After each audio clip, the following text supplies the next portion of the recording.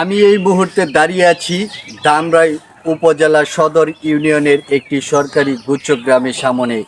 এই গুচ্ছগ্রাম ঘিরেই উঠেছে একের পর এক গুরুতর অভিযোগ। সরকারি পুনর্বাসন প্রকল্পের গড় নিয়ে অনিয়মের আজ আমরা কোনো অভিযোগ করছি না। আজ আমরা প্রশাসনের কাছে সরাসরি প্রশ্ন রাখতে এসেছি।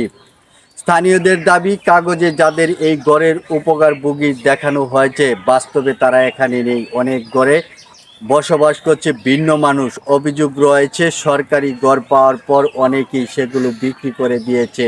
এখন প্রশ্ন হচ্ছে, যদি সরকারি নথিতে উপকারভোগীর নাম থাকে তাহলে বাস্তবে ভিন্ন মানুষ কিভাবে এখানে বসবাস করছে? এই গুচ্ছগ্রামগুলোতে শেষ কবে প্রশাসনের সরজমিন পরিদর্শন হয়েছে?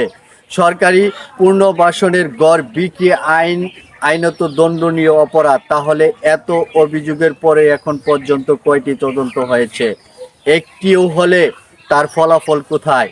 উপকারভোগীর তালিকা তৈরির সময় স্থানীয় প্রশাসন ও জনপ্রতিনিধিদের ভূমিকা কী ছিল?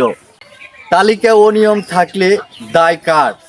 ধামরাই উপজেলার যতগুলো গুচ্ছগ্রাম রয়েছে সেগুলোতে একযুগে তদন্ত করার কোনো উদ্যোগ আছে কি, নাকি অভিযোগ এলেই বিষয়টি চাপা পড়ে যাচ্ছে? যদি প্রমাণ পাওয়া যায় যে সরকারি গড় বিক্রি হয়েছে, তাহলে গড় ফেরত এনে প্রকৃত গৃহহীনদের বুঝিয়ে দেওয়ার কোনো পরিকল্পনা আছে কিনা? এগুলো কেবল স্থানীয়দের প্রশ্ন নয়, এগুলো রাষ্ট্রের টাকা নির্মিত গড়ের হিসাব নিয়ে জনগণের প্রশ্ন। সরকার যেখানে গৃহহীনদের মাথা গোঁজার নিশ্চয়তা দিতে চায়, সেখানে এই অনিয়ম কি সেই লক্ষ্যকে প্রশ্নবিদ্ধ করছে না?